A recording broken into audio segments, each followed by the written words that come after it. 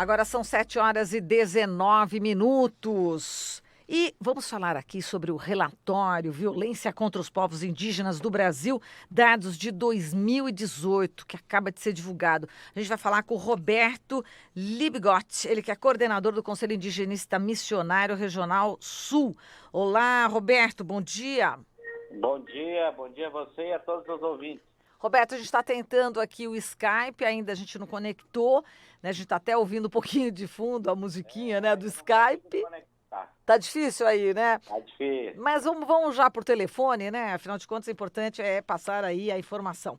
Me diga uma coisa, Roberto, sobre esse relatório Violência contra os Povos Indígenas do Brasil, vocês detectaram que existe aí, neste ano, né, de 2018, um crescimento dessa violência contra os indígenas. Quais os principais dados que você pode divulgar para a gente nesse momento? Então, houve uma forte ofensiva, especialmente no que se refere às invasões de territórios. Tá? A gente, pelos dados, constatou que 2018 houve uma espécie de liberalização do Estado para que as áreas indígenas viessem a ser exploradas de forma criminosa.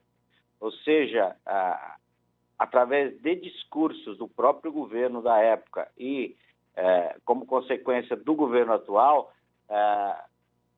parece que o Estado se colocou no serviço para que todos aqueles que têm interesse em exploração minerária, exploração madeireira, garimpeira, pudessem ter acesso às áreas indígenas. Em função disso também se fragilizou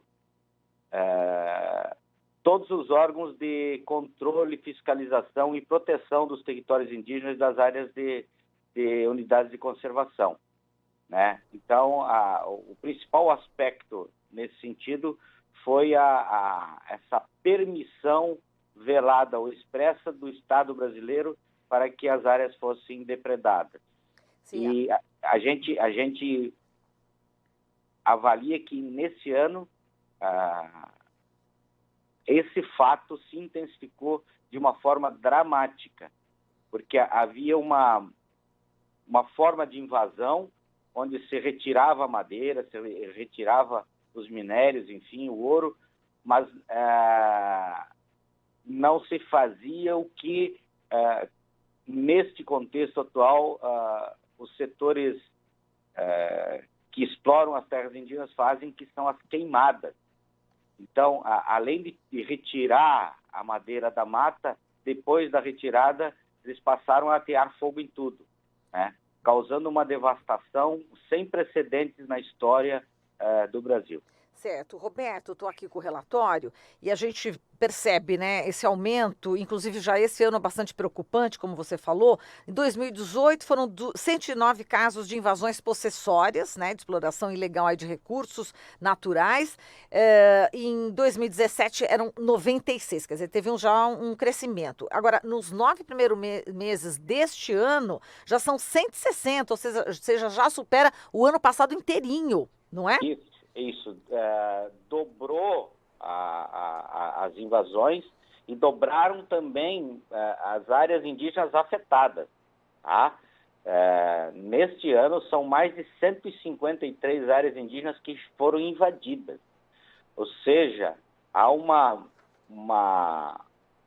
espécie de política deliberada nessa perspectiva de exploração indiscriminada dos territórios indígenas.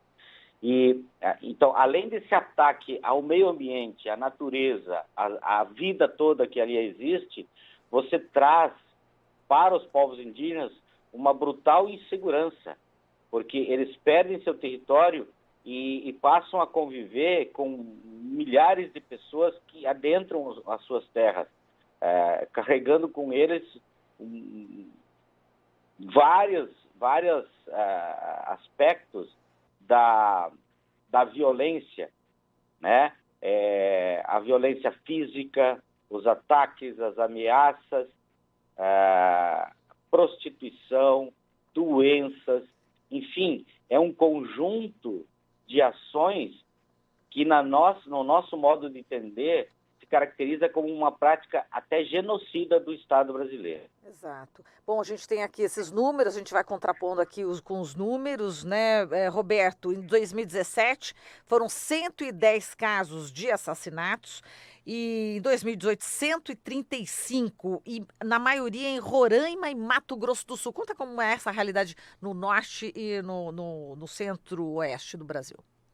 Então, em Roraima, o que nós percebemos, um avassalador processo de ingresso de garimpeiros na terra Yanomami, especialmente. Tá? Então, são milhares de garimpeiros que adentraram no território Yanomami, causando uma brutal devastação e uma infinidade de formas de violências que lá se praticam. Esses dados com relação aos assassinatos em Roraima, nós não temos a qualificação dos dados, porque esses dados são dados oficiais, são dados coletados pela Secretaria Especial de Saúde Indígena e também pela Secretaria de Segurança do Estado de Roraima. Eles trazem o dado só numérico. O CIMI, nos seus dados, ele classifica, ele qualifica os dados, né? Então, a gente não tem também como avaliar como esses assassinatos se deram, as circunstâncias, tá? Porque não aparece nem autor e, às vezes, nem a vítima, só aparece que é indígena, né? Então, isso nos limita a ter uma análise mais precisa quanto aos dados de assassinatos em Roraima. No Mato Grosso do Sul, então, são realidades diversas naquele estado e ali, sim, há uma intensa ação daqueles que se colocam contra as demarcações de terra sobre as comunidades. Então, você tem ameaças, você tem assassinatos, né, em função da luta pela terra. E tem um outro componente que também é muito sério, que é o componente de comunidades que vivem em situação de confinamento. Porque no Estado, no passado, o governo federal, em conjunto com o governo estadual, promoveram a remoção dos indígenas de seus territórios originários e transferiram todos para reservas. E uma das reservas que é muito emblemática é a reserva de Dourados, onde ali vivem mais de 15 mil pessoas num espaço de pouco mais de 3 mil hectares. Então, há um confinamento e esse confinamento populacional gera também uma série de fatores que levam à violência e não raras vezes também a brigas e assassinatos, né, em função desse processo de confinamento. Então, você tem um cenário de luta e disputa por território, e aí as violências que se praticam contra aqueles que estão na luta, e, por outro lado, você tem aqueles que já foram vitimizados no passado, que estão confinados dentro de pequenas reservas, e ali se gera um ambiente de desregulamentação das organizações internas das comunidades, do seu modo de ser. Exato, na beira da estrada, né? Quer dizer, não tem como plantar, e tem os atropelamentos também, né, Roberto? Isso. Tanto no Mato Grosso do Sul como em toda a região sul do país, os dados também apontam altos índices de atropelamento dos indígenas, porque convivem entre a cerca das fazendas e os asfaltos das estradas, né? Num ambiente de profunda vulnerabilidade. Exato, e é também nessa região, por exemplo, Mato Grosso do Sul, que há um grande número de suicídios. A gente está no Setembro Amarelo, né, que é um alerta, né, para essa questão, e a gente tem aqui os dados desse relatório que a gente está vendo, foram 101 suicídios, né, em todo o país, Mato Grosso com 44, Amazonas com 36. Então, essa falta também de perspectiva, né, queria que você falasse sobre como o suicídio, né, enfim, acaba dizimando aí corpos jovens, né, adolescentes, que ficam sem muita perspectiva de vida, né? Com essa falta de demarcação, a falta de solução para os problemas, né? Isso, a gente tem observado, e esses dados de suicídio são dados oficiais, são dados, enfim, coletados pelo próprio Estado. E aí sim a gente tem uma qualificação desses dados. Em geral são jovens entre 18 a 24 anos, né? E o que a gente percebe, assim, onde as realidades elas são muito desafiadoras, onde há um processo intenso de perseguição e de violência, né? Somando-se à falta de perspectiva de vida e futuro, é onde ocorrem os maiores índices de suicídio. Tá?